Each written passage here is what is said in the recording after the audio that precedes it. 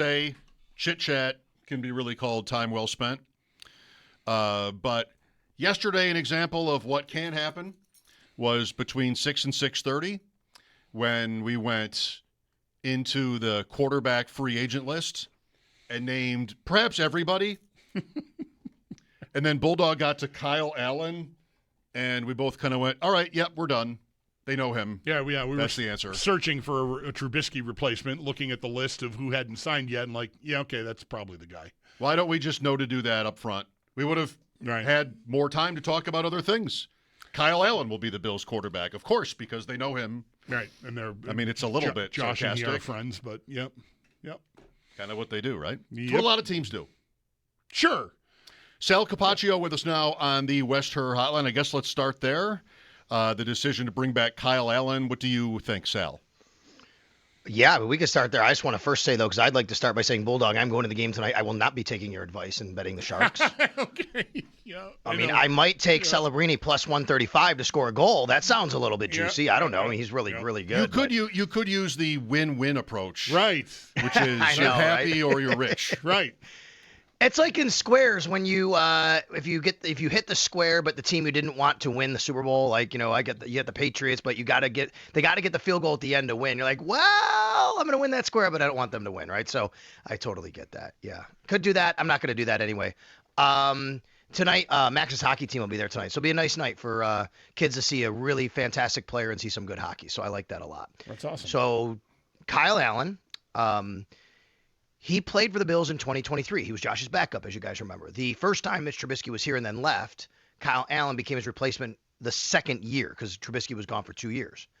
Little trivia, do you guys know how many games he appeared in that year? 0. I don't know. It had to 7. Wow. I was going to say there had to be some kneel downs. They must have been night games when I wasn't working. Do you know how many passes he threw? I do not. 0. 0 is correct. He was in for 7 games, all kneel downs, never threw a pass in a Bills uniform. And honestly, that's the goal here, right? You don't want Kyle Allen to have to actually play as any backup quarterback would. Look, I get it. I don't disagree with people who think you'd like a better backup. I think Mitch Trubisky has been fine. But the Bills are banking on something that has happened here to continue to happen, which is Josh Allen doesn't miss games. I mean, he is available. He plays. And if you're dealing with an injury-prone quarterback, no matter how good or great he is, you have to protect yourself with somebody better than that. I think the Bills are in a spot where they don't have a lot of money. They have to cut some corners somewhere here or there in positions. This is a position where, sure, would you like the best backup possible? Yeah, but why are you paying that much money when Josh Allen has the longest starting streak in the NFL when it comes to, playing quarterback? So I understand you're not going to get that high level guy, and nor should you want to pay that high level guy. Yeah.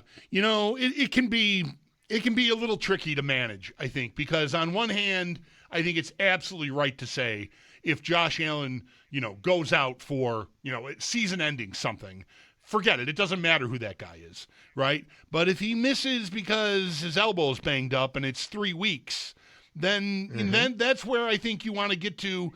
But I want to have the best guy I can possibly have here because, if I can even win one of those 3 games, that could keep me afloat for the division or for the whatever I'm chasing, right?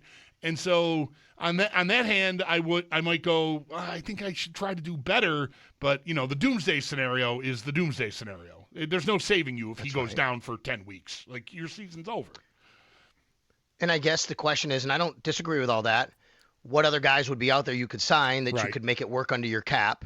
That, what did Marcus Mariota get? $7 million? Are you spending $7 million for a backup? That's a name people thought of, right? I don't know. It's hard to do. You have to be able to manage the cap as well as you go along. So I don't disagree with you. And Kyle Allen has played games in this league. He's 7-12 overall. He played in 7 for the Bills. He has more TDs than we just learned. There you go. He does have more TDs than interceptions in his career. And I think what obviously is a part of this is his relationship inside that locker room and with Josh Allen specifically and with Joe Brady specifically. He was here a couple of years ago. And, that matters to the organization. It's not because I hate the narrative or the talking point of, well, it's Josh Allen's friend. Yes, that matters. People, Josh Allen's friendly with everybody. but you got to be comfortable with the quarterback room and the backup quarterback. It's such an integral part of what happens throughout the week and the game plan and helping each other and making sure you can lean on each other and people that have seen things and been around. That is why Shane Buechele is still here. Shane Buechele doesn't offer much as an actual backup quarterback, but they love him in the locker room. He's smart. He's been around Andy Reid. He's been with the Chiefs. He's been with the Bills. It just fits, right? So all of that is baked into this. Even if people don't want to hear that and don't like it, I understand that, but that's part of it. Fair point on the money. You can't spend up at this position. Right. I wouldn't want to do that either. 12 starts for Carolina in 2019, a team DJ Moore was on, but not yet Joe Brady. I don't think he was there yet. Sal, Dawson Knox restructures. This is not unforeseen. What are the ramifications? So you guys know, every time we've brought this up, this to me was always the most preferred outcome and what I think could wind up happening unless Dawson Knox. The only way I thought this wasn't happening was really if Dawson Knox said, no, I'm not doing that. That would mean basically a pay cut. You could send me to free agency. But what is he getting on the open market? Now, we all talked about Brian Dable in Tennessee, Dawson being from Tennessee. That could be a natural fit. But then the Giants go out and sign a tight end for $8 million. Are they going to look into Dawson Knox as his representatives, trying to make that happen? And not that he could talk to anybody, right? I'm not suggesting that because he's under contract. But when you look at the landscape, you think about things like this. I think overall, this is the best outcome for the Bills. They have a player they value tremendously on the field for what he's been able to do for this team since he came here, and especially a year like last year when he was relied on more than people thought he would. Had 400 plus yards receiving. He had 4 touchdowns, but also what he means to this locker room and to the people around him. And we've heard stories about how Dawson's been very much a guy that they lean on, some of the younger players in moments of need of wanting to get through some things, even including Dalton Kincaid a couple of years ago after the Kansas City game. So now Dawson Knox gets to, the way the contract works, stay in Buffalo for the next 3 years. Maybe he finishes his career here. His wife is from here. They have a family they've just started. To me, it all fits, and we'll see where the numbers are. I don't see it. Have you guys seen any numbers specifically on it? I have not seen numbers yet, no. No, me neither. Just looking at Spot Track, I don't see anything that sometimes Mike will have it. But right. My guess is, guys, out of the $17 million cap, he had a 9.9. He had $10 million essentially base salary. You now get 2 more years to spread that out, and my guess is they'll add a void year or 2. You might have 5 years to spread that $10 million out if you convert it to a signing bonus. You could lower his cap hit to like $5 million, really. I mean, you could be looking at that, and that's $12 million cleared if they do that.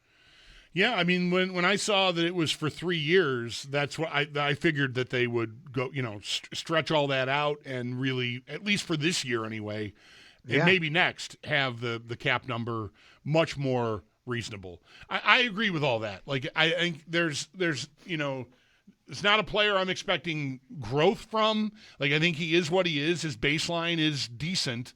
It just never lined up with the contract, and I did not need them to create another hole in an offseason where they already have so many holes.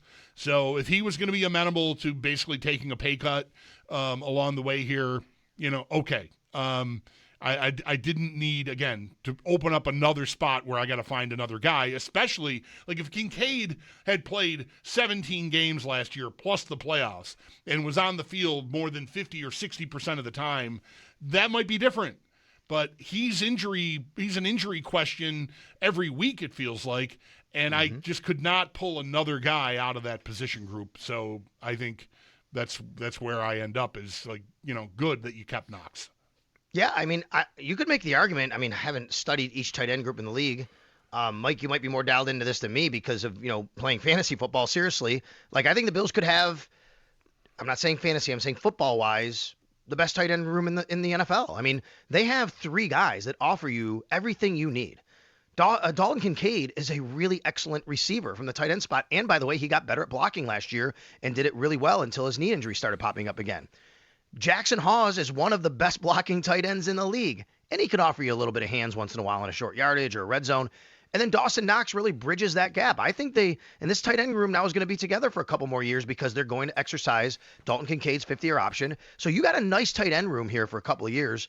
And with Reggie Gilliam's loss, I think you have to lean on them maybe even a little bit more in the run game here, depending on what they do at fullback. Well, we have all offseason to talk about it.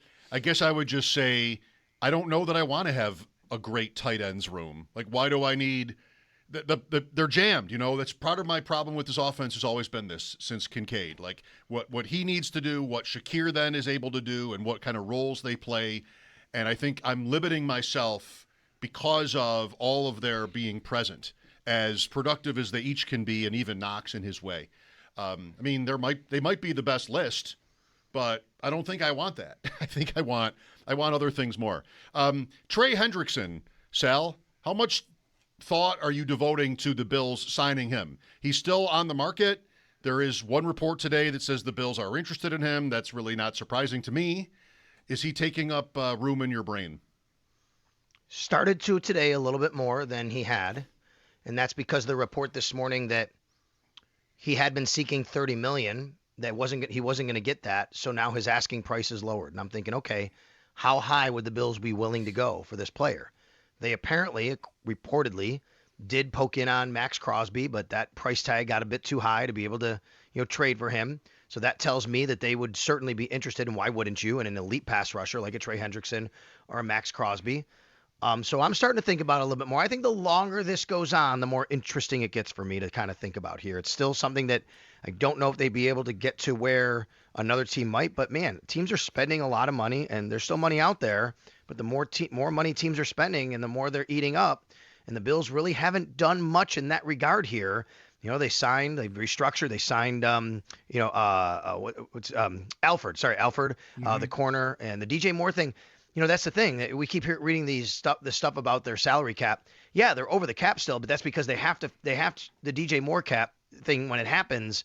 They're going to have to count that, but then they're going to reduce his salary anyway. So I do think they have the ability to land a big guy if they want. They just would have to structure the contract creatively. Hendrickson, this is not necessarily a Bills point, but could become one if they end up in pursuit of him and land him.